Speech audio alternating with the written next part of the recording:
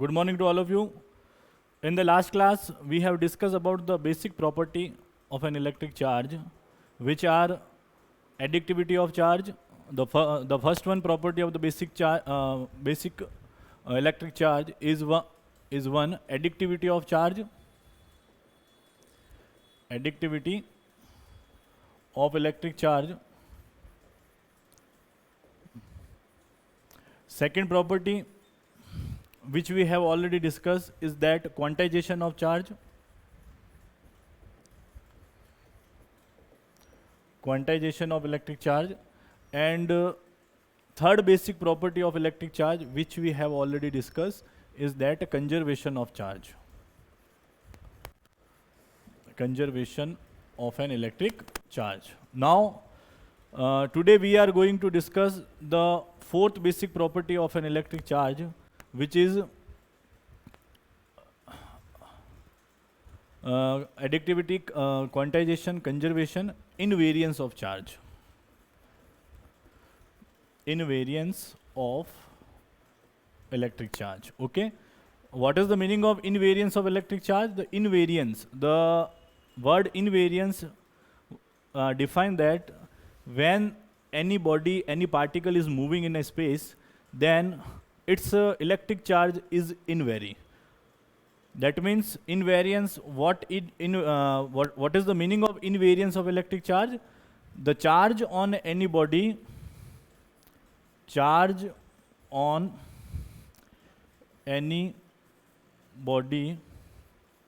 does not depends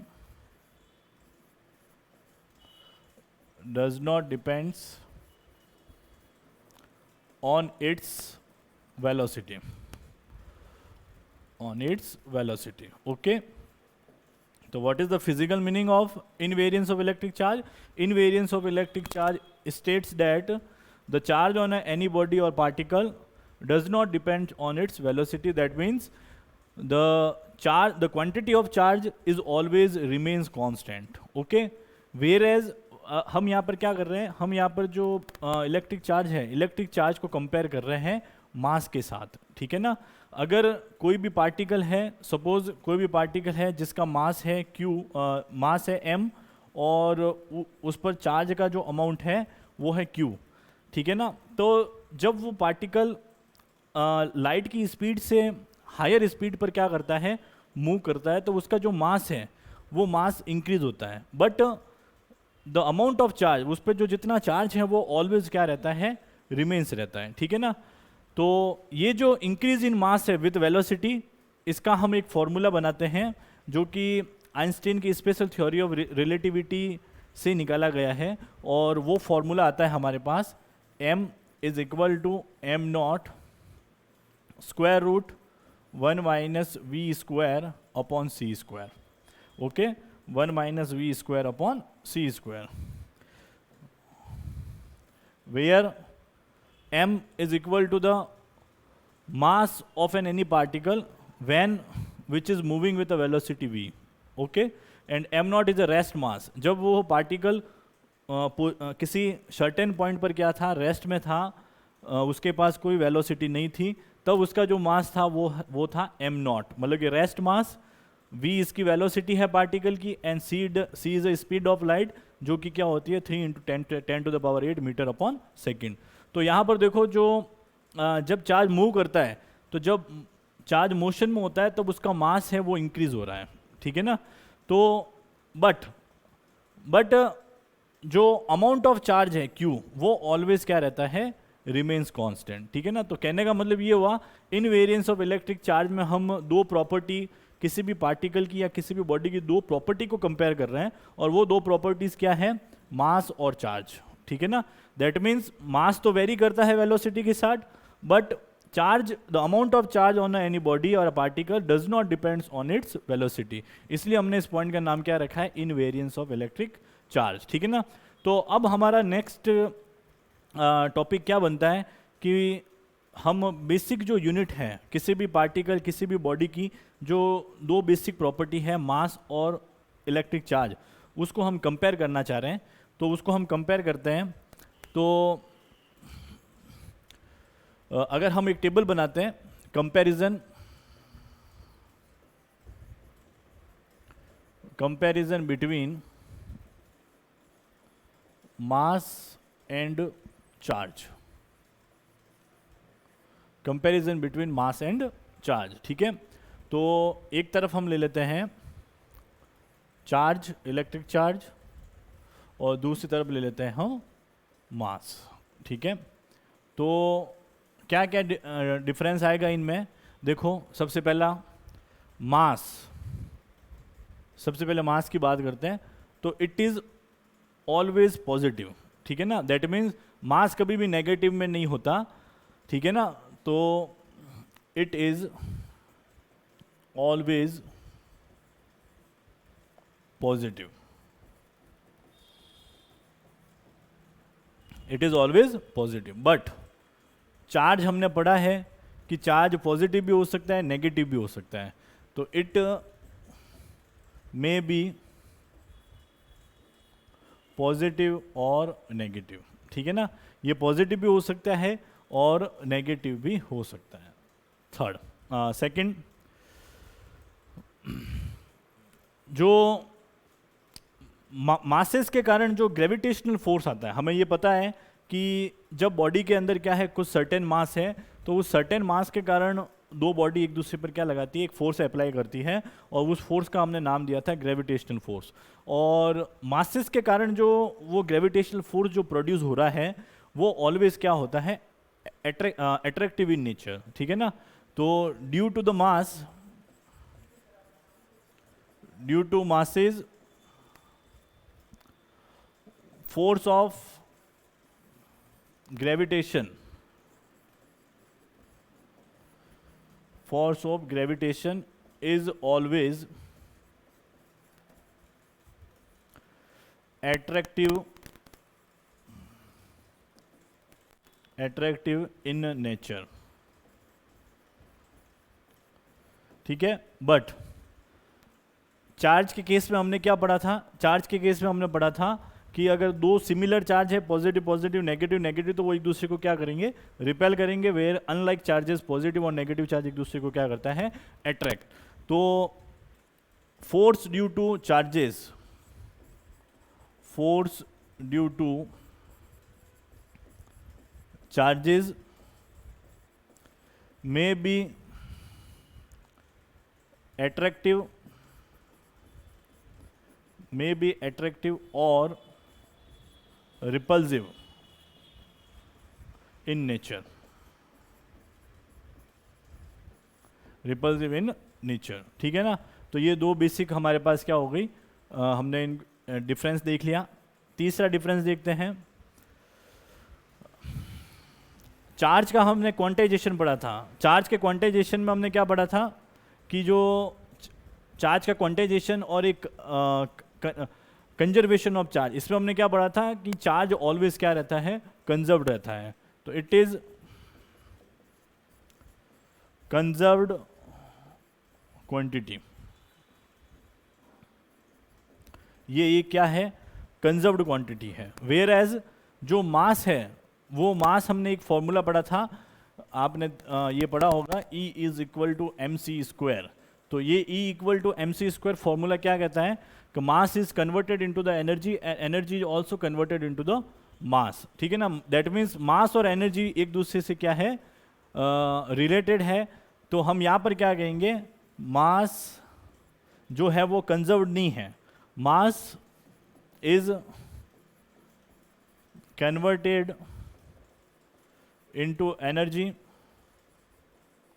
and vice and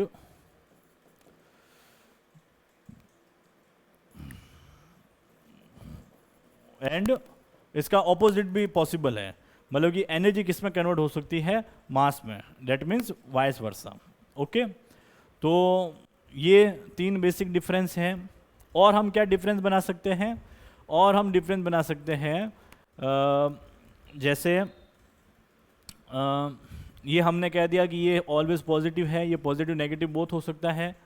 ये always इसके कारण जो फोर्स प्रोड्यूस होगा वो अट्रैक्टिव इन नेचर होगा, ये अट्रैक्टिव और रिपल्सिव दोनों हो सकता है। ये कंजर्व्ड क्वांटिटी है, ये कंजर्व्ड नहीं है, ये एनर्जी में कन्वर्ट होता है मास, और एनर्जी वापस किस में कन्वर्ट हो सकती है, मास में कन्वर्ट हो सकती है, ठीक है ना। तो ये बेसिक 3 डिफरेंस होंगे किसके बीच में, मास और चार्ज के बीच में। हाँ, एक और डिफरेंस हम बना सकते हैं, amount of charge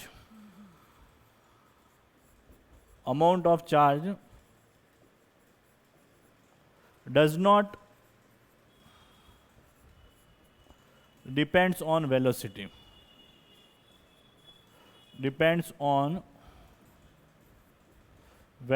जो कि हमने 4th पॉइंट पढ़ा था, invariance of charge.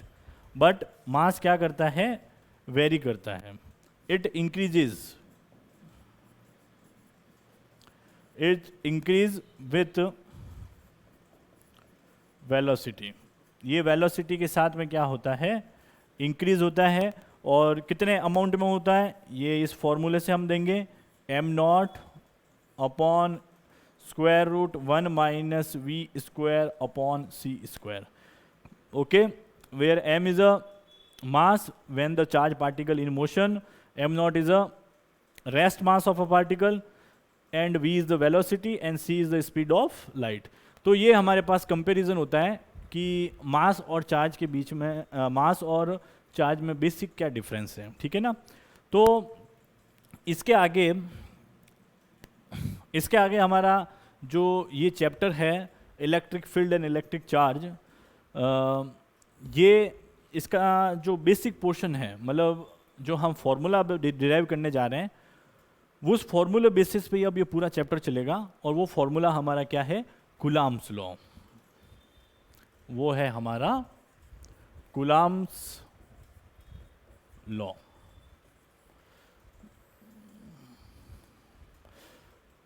Coulomb's law, ठीक है ना। अब इस फॉर्मूले के बेस पे ये पूरा चैप्टर चलेगा। तो कूलम्ब्स लॉ क्या है, कूलम्ब एक साइंटिस्ट का नाम है जिन्होंने क्या किया था, दे डन सेवरल एक्सपेरिमेंट्स, बहुत सारे एक्सपेरिमेंट किए उन्होंने। और उस एक्सपेरिमेंट बेसिस पे उन्होंने क्या निकाला कि अगर 2 चार्ज पार्टिकल है या 2 बॉडी है जिस पे कुछ अमाउंट ऑफ चार्ज है, तो वो दोनों बॉडी एक दूसरे के ऊपर क्या करती है, फोर्स अप्लाई करती है। और उस फोर्स का जो फॉर्मूला है वो उन्होंने डिराइव किया था। तो हम उस फॉर्मूले को देखेंगे कि according to the Coulomb's law, या हम ये लिख सकते हैं, it states that when any 2 point charges, suppose the 2 point charge, अब मैं यहाँ पर एक टर्म काम में ले रहा हूँ, पॉइंट चार्ज। तो what is the meaning of point charge? Point charge क्या होता है? What is point charges? Point charges क्या होते हैं? जब कोई भी चार्ज की जो लीनियर साइज है, when the linear size of any charge is very smaller then smaller in the comparison of separation of charges, then the charges are called point charges. That means अगर यहाँ पर एक छोटा सा charge है, यहाँ पर एक छोटा सा चार्ज है, मीन्स उनकी जो लीनियर साइज है, जैसे मान लो सपोज यहाँ पर एक चार्ज है Q1 और यहाँ पर एक चार्ज है Q2, और Q1 की लीनियर साइज है, डॉट शेप में है, और ये भी यहाँ पर डॉट है।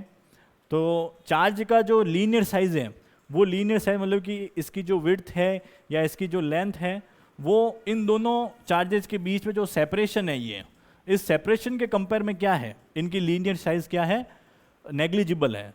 तो जब ऐसा होगा कि when the linear size of the charges are very smaller than the separation between the charge, ठीक है ना, then the charges are called point charges, ठीक है ना। तो ये हमारा बेसिक यहाँ पर हमें समझना जरूरी है कि हमने पॉइंट चार्ज किसको कहा है, ठीक है ना। तो पॉइंट चार्जेस क्या होते हैं, हम नोट कर लेते हैं, when linear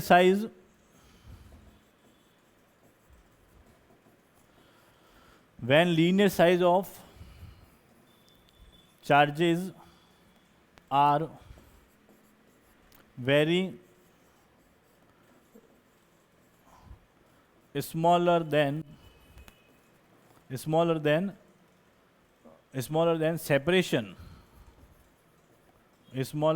separation between charges,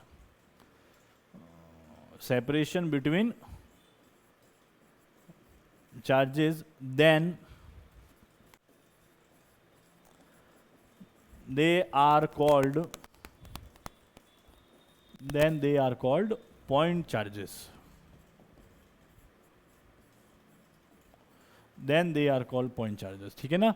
तो यहाँ पर हम पॉइंट चार्जेस हर समय बोलते रहेंगे कि वी हैव 2 पॉइंट चार्जेस, तो हमें पता रहना चाहिए कि पॉइंट चार्ज क्या है. तो पॉइंट चार्ज की ये डेफिनेशन होती है. ठीक है ना? तो इसको हमें नोट कर लेना है. इसको मैं हटा देता हूँ अब यहाँ से, तो या इसको इधर रहने देते हैं डेफिनेशन को. चलो हम वापस आ जाते हैं लॉ पर. हमारा लॉ क्या कहता है? कुलाम्स ने बहुत सारे एक्सपेरिमेंट किए, उन एक्सपेरिमेंट बेसिस पे कुलाम्स ने दो चार्ज के बीच में जो फोर्स लगता है, फोर्स ऑफ अट्रैक्शन और रिपल्जन, उसके लिए फॉर्मूला डिराइव किया था. तो according to the Coulomb's law, when 2 point charges Q1 and Q2, suppose हमारे पास ये दो चार्ज हैं Q1 और Q2. The Q1 is situated at point A and Q2 is situated at point B. Okay, suppose we have two charges Q1 and Q2 which are situated at a point A and B respectively. ठीक है? And the distance between the both charges is R. इन दोनों charge के बीच में जो distance है वो कितनी है? R है. ठीक है ना? अब देखो यहाँ पर, अगर ये दोनों चार्ज सेम नेचर के हैं, तो Q1 Q2 को क्या करेगा? रिपेल करेगा. तो Q1 Q2 को रिपेल करेगा. Q1 Q2 को अगर रिपेल करता है तो Q2 पर फोर्स की डायरेक्शन किधर होगी? आउटवर्ड. फोर्स की डायरेक्शन क्या होगी? आउटवर्ड. ठीक है ना? सिमिलरली, क्योंकि दोनों सेम नेचर के हैं, तो Q2 भी Q1 को क्या करेगा? रिपेल करेगा. तो Q1 पर फोर्स की डायरेक्शन क्या होगी? आउटवर्ड. ठीक है ना? अगर ये दोनों का जो मैग्नीट्यूड है, दोनों का जो नेचर है वो अपोजिट है, मतलब कि एक पॉजिटिव का है एक नेगेटिव का है, तो ये एक दूसरे को क्या करेंगे? अट्रैक्ट करेंगे. तो फोर्स की डायरेक्शन किधर आ जाएगी? यहाँ पर, टुवर्ड्स ईच अदर. ठीक है ना?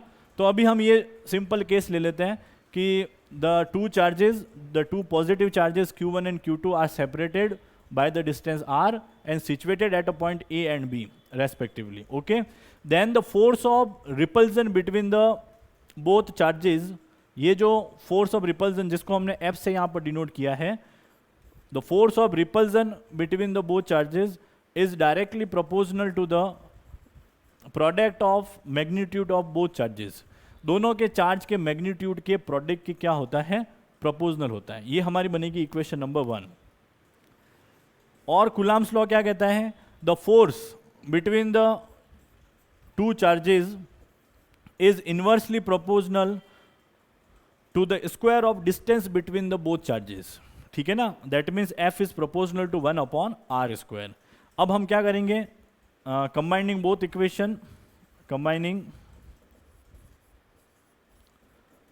इक्वेशन वी गेट, हम दोनों को कंबाइन कर लेते हैं. तो कंबाइन करने पे हमें क्या मिलेगा? F proportional to Q1 Q2 upon R square. इन दोनों को हमने क्या किया? कंबाइन किया. तो हमें एक फॉर्मूला मिला F proportional to Q1 Q2 upon R square. अब फिजिक्स में हमें पता है कि जब प्रोपोर्शनल का साइन हटता है तो हम क्या करते हैं? एक कांस्टेंट ऐड करते हैं. तो here the constant is K, small k. Here the constant is K, Q1 Q2 upon R square. It is a formula of force of attraction or repulsion between two charges. That means ये आपका क्या है? Formula है, general formula of force. चाहे वो force क्या हो? Repulsive force हो, चाहे वो फोर्स कैसा हो? अट्रैक्टिव फोर्स हो. तो अगर दो चार्ज के बीच में जो फोर्स इलेक्ट्रोस्टैटिक फोर्स लगता है, और वो इलेक्ट्रोस्टैटिक फोर्स चाहे अट्रैक्टिव इन नेचर हो चाहे रिपल्सिव इन नेचर हो, उसका फॉर्मूला क्या बनता है? F equal to K Q1 Q2 upon R square. ये हमें ऑलवेज क्या रखना है? रिमेंबर रखना है. It is a Coulomb's law. इसको कुलाम फोर्स भी बोलते हैं और इलेक्ट्रोस्टैटिक्स फोर्स ऑफ अट्रैक्शन और रिपल्सन भी बोलते हैं. अब यहाँ पर K, what is K? Is a constant, proportionality constant known as electrostatic force constant. Electrostatic force constant बोलते हैं हम इस K को. स्मॉल k है ये, कैपिटल के नहीं है, ये ध्यान रखना। Small k is known as electrostatic force constant, ठीक है। अब जब हमारे पास इन दोनों चार्ज के बीच में जो मीडियम है, मतलब कि एक चार्ज यहाँ रखा हुआ है, एक चार्ज यहाँ रखा हुआ है, इन दोनों के बीच में ये जो मीडियम है, वो मीडियम अगर एयर है या वैक्यूम है, मतलब medium the separation the medium which separate the two charges, अगर वो क्या है, एयर और वैक्यूम है अगर, तो इन केस ऑफ इफ, इसको हम नेक्स्ट स्लाइड में हम इसको लिख लेते हैं। तो हम आ जाते हैं नेक्स्ट पर, नेक्स्ट पेज पे। तो नेक्स्ट पेज में हमने क्या कहा, द स्मॉल के क्या है, electrostatic force constant, and the value of this small के इन एयर और वैक्यूम, के इज इक्वल टू 1 किसके लिए, जब मीडियम क्या हो, एयर या क्या हो, वैक्यूम हो, एयर और वैक्यूम, ठीक है ना। जब दो चार्ज के बीच का जो सेपरेशन है, उस दोनों चार्ज के बीच का जो सेपरेशन है, मतलब कि जो मीडियम है वो क्या है, एयर और वैक्यूम हो, तो इस के की वैल्यू 1 होती है, किसमें, CGS सिस्टम में, किसमें, CGS सिस्टम में, ठीक है ना। तो in CGS system K equal to 1 when the medium separating the two charges is air और vacuum. And in SI system के अंदर इस K की वैल्यू होती है 9 × 10 to the power 9, 9 × 10 to the power 9, और यूनिट जो हम लगाते हैं वो लगाते हैं newton into metre square upon coulomb square, ठीक है ना। और ये यूनिट कैसे है ये आपको पता है, क्योंकि हमारे पास ये फॉर्मूला है F equal to K Q1 Q2 upon R square. तो यहाँ से अगर मैं K की वैल्यू निकालता हूँ तो वो आएगी F multiply by R square upon Q1 Q2, okay. तो यहाँ पर देखो, अगर मैं इसकी यूनिट बनाना चाहूँ तो F की यूनिट क्या होती है, न्यूटन, R क्या है, डिस्टेंस का स्क्वायर, दैट मीन्स मीटर का स्क्वायर, और जो चार्ज है, चार्ज की जो SI यूनिट होती है वो होती है कूलाम, तो कूलाम इंटू कूलाम क्या हो जाएगा, कूलाम स्क्वायर। तो ये आपकी यूनिट हो जाएगी किसकी, इस K की यूनिट हो जाएगी, ठीक है ना। तो इसको हम हटा देते हैं यहाँ पर, ये हमारा कोई यूज़ का नहीं है।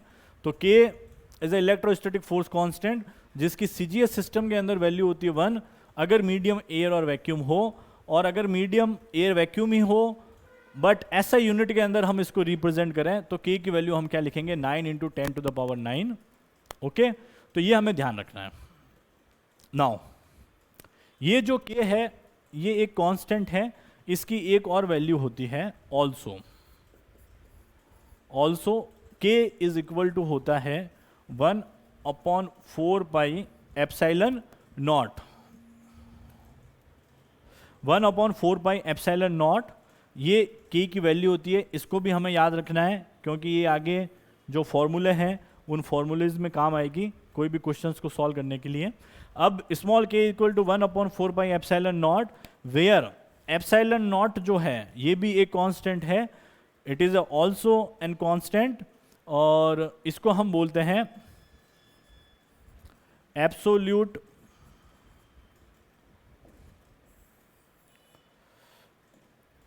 epsilon naught is a constant called absolute electrical permittivity, absolute electrical permittivity बोलते हैं। और नॉट आ रहे हैं, नॉट यहाँ पर क्या रिप्रेजेंट कर रहा है, नॉट का मतलब यहाँ पर है कि जो मीडियम है वो क्या है, एयर और वैक्यूम। अगर यहाँ पर मैं लिखता m, इस नॉट की जगह मैं क्या लिखता m, तो दैट मीन्स दोनों चार्ज के बीच में कुछ मीडियम रखा हुआ है। m क्या रिप्रेजेंट करेगा कि कोई मीडियम सिचुएटेड है। मीडियम कुछ भी हो सकता है, मीडियम में मैं कोई गैस भी भर सकता हूँ, मीडियम में इन दोनों के बीच में मैं कोई पेपर रख सकता हूँ, या एनी अदर कोई भी मटेरियल है उसको हम प्लेस कर सकते हैं, ग्लास को प्लेस कर सकते हैं दो चार्ज के बीच में। तो जो हम प्लेस करेंगे वो क्या हो जाएगा, मीडियम। तो अभी दोनों के बीच में अगर हम एयर वैक्यूम माने तो यहाँ पर क्या लिखेंगे, नॉट। तो ये नॉट क्या डिनोट कर रहा है, एयर और वैक्यूम, मतलब कि फ्री स्पेस। तो हम इसको एप्सिलॉन नॉट को यहाँ पर बोलते हैं absolute electrical permittivity of free space. Absolute electrical permittivity of free space. अगर फ्री स्पेस नहीं है, दो चार्ज के बीच में कुछ मीडियम है, तो यहाँ पर लिखेंगे एप्सिलॉन एम, और उस एप्सिलॉन एम को हम क्या बोलेंगे, absolute electrical permittivity of medium. Free space की जगह क्या लगा देंगे, मीडियम लगा देंगे। तो ये हमें ऑलवेज ध्यान रखना है कि के को हम ये भी लिख सकते हैं 1/4 पाई एप्सिलॉन नॉट। अब यहाँ पर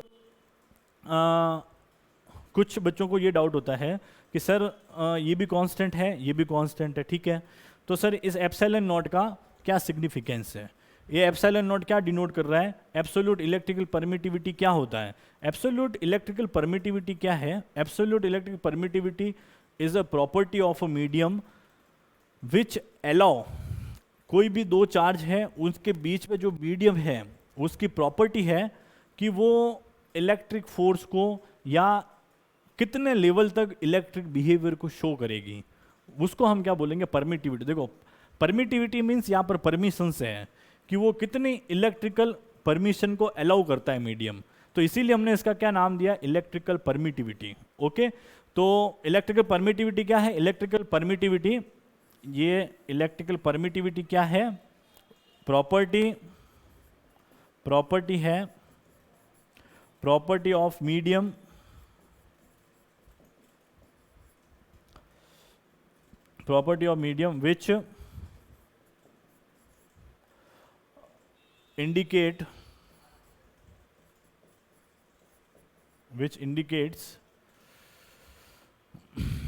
which indicates that how much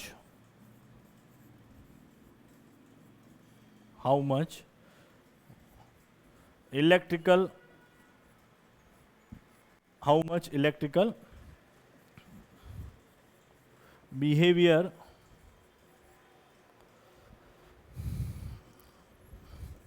it may show, ठीक है ना, वो कितने लेवल तक का इलेक्ट्रिक बिहेवियर क्या कर सकता है, शो कर सकता है, वो प्रॉपर्टी, उस मीडियम की जो प्रॉपर्टी है उसको हम क्या कहते हैं, इलेक्ट्रिकल परमिटिविटी। अब ये अगर एक कांस्टेंट है तो हमने के की वैल्यू क्या ली है, 9 × 10⁻⁹। क्यों, क्योंकि हम जनरली किससे डील करते हैं, ऐसा यूनिट से डील करते हैं।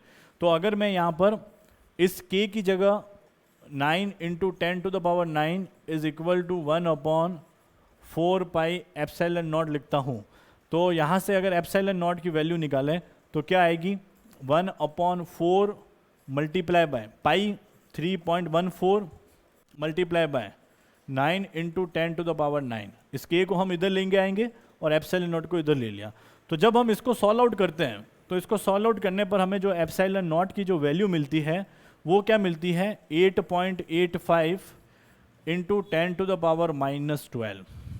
तो हमें सीधा ये याद रखना है कि के की वैल्यू होती है 9 × 10⁻⁹ ऐसा सिस्टम के अंदर, और एप्सिलॉन नॉट की वैल्यू होती है 8.85 × 10⁻⁻12। अब यूनिट देखो, एप्सिलॉन नॉट को हमने इधर लिया, के को इधर लिया, 4 पाई तो क्या है, एक न्यूमेरिकल वैल्यू है, इसकी कोई डायमेंशन नहीं होगी, कोई यूनिट नहीं होगी, बट के की यूनिट क्या है, newton × metre square upon coulomb square. लेकिन जब एप्सिलॉन नॉट की वैल्यू निकालेंगे तो के क्या आ रहा है, अपॉन में, तो मीन्स इसका रेसिप्रोकल, इसको हम उल्टा कर देंगे, तो इसको उल्टा कर देंगे तो यूनिट हो जाएगा coulomb square upon newton × metre square, ठीक है ना।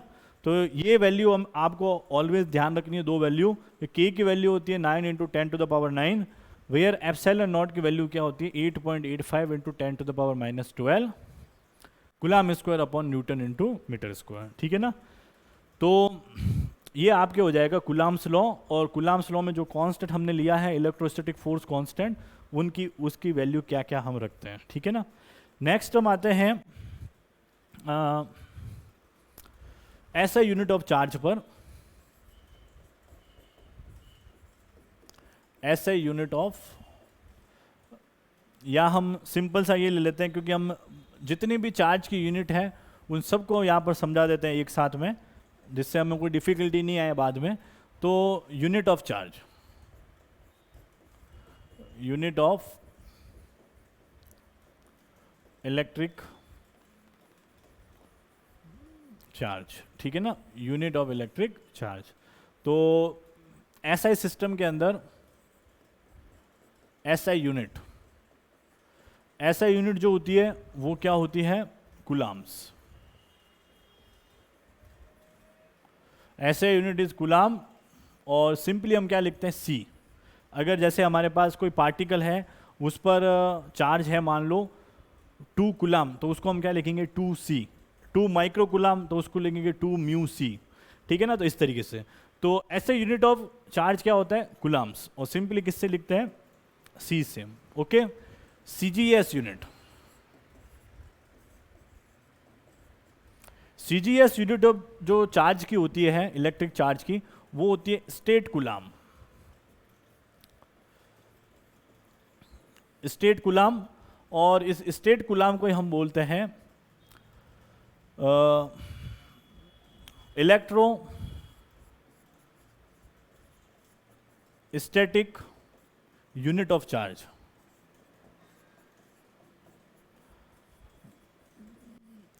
इलेक्ट्रोस्टैटिक यूनिट ऑफ चार्ज मतलब कि ई एस यू, अगर शॉर्ट में लिखें तो इसको लिखेंगे E S U. Okay, E S U, electrostatic unit of charge. तो सिंपली हम क्या लिखते हैं, स्टेट कूलाम। लेकिन कभी कभार मान लो कंफ्यूजन करने के लिए आपको ये भी दे सकते हैं कि इलेक्ट्रोस्टैटिक यूनिट, तो इलेक्ट्रोस्टैटिक यूनिट का मीनिंग क्या है, स्टेट कूलाम ही है, ठीक है। अब इन दोनों में क्या रिलेशन है, जो एसआई यूनिट है चार्ज की और जो सीजीएस यूनिट है चार्ज की, इन दोनों में रिलेशन क्या है, तो रिलेशन होगा 1 कूलाम जो होता है, 1 कूलाम इज इक्वल टू होता है 3 × 10⁹ स्टेट कूलाम। ये आपको ध्यान रखना है, क्योंकि जब हम न्यूमेरिकल से डील करेंगे तब हमें ये कन्वर्जेशन करने की ज़रूरत पड़ सकती है। तो 1 coulomb is equal to 3 × 10⁹ stat coulomb. Okay, तो ये आपकी बेसिक एसआई और सीजीएस सिस्टम के अंदर इलेक्ट्रिक चार्ज की यूनिट हो जाएगी, ठीक है। अब हम इसकी अदर दो तीन यूनिट और भी है इसकी, उसको भी मैं यहाँ बता देता हूँ। मान लो कभी कभार कंपटीशन एग्जाम में भी क्वेश्चन पूछा जा सकता है। तो और क्या होती है, 1 फेराडे। फेराडे भी क्या है, फेराडे साइंटिस्ट का नाम है, और जिसके ऑनर में, क्योंकि इन्होंने भी डिस्कवरी की थी चार्ज और चार्ज से रिलेटेड जो इलेक्ट्रोमैग्नेटिक फिनोमिना होते हैं उनकी डिस्कवरी करी थी। तो उन डिस्कवरी बेसिस पे इनको एज ए ऑनर जो हम इलेक्ट्रिक चार्ज की यूनिट है वो हम देते हैं। तो 1 फेराडे इज इक्वल टू होता है 96500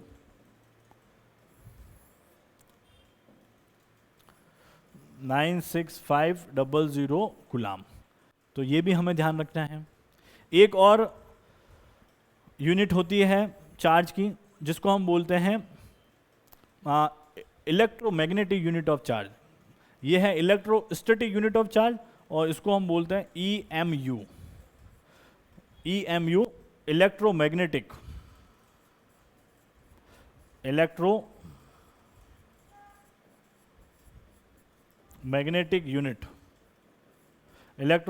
unit of charge 1 EMU is equal to होता है 10 कूलाम। तो ये भी हमें ध्यान रखना है कि जो EMU है, EMU क्या है, इलेक्ट्रोमैग्नेटिक यूनिट ऑफ चार्ज। तो 1 EMU इक्वल टू क्या होता है, 10 कूलाम, ठीक है ना। तो ये सारी, इसके अलावा कोई भी यूनिट नहीं है इलेक्ट्रिक चार्ज की, बट हम जो 2 यूनिट के साथ डील करेंगे वो है हमारी SI और CGS। तो आपको मेन ये ध्यान रखना है कि 1 कूलाम इक्वल टू क्या होता है, 3 × 10⁹ स्टेट कूलाम होता है, ठीक है ना। ये भी कभी कभार मान लो बाई चांस काम आ सकती है, तो इसको भी हम याद रखेंगे, ठीक है। तो ये आपकी हो जाएगी यूनिट्स ऑफ इलेक्ट्रिक चार्जेस, ठीक है ना, unit of electric charge.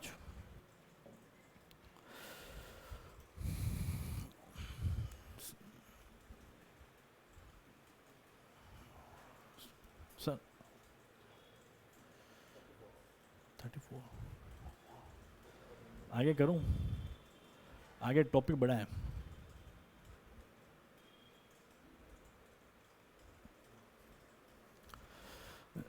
Now next class के अंदर हम क्या करेंगे, नेक्स्ट क्लास के हमने जो कुलाम लॉ किया है उस कुलाम लॉ का वेक्टर फॉर्म देखेंगे, that means the vector form of Coulomb's law.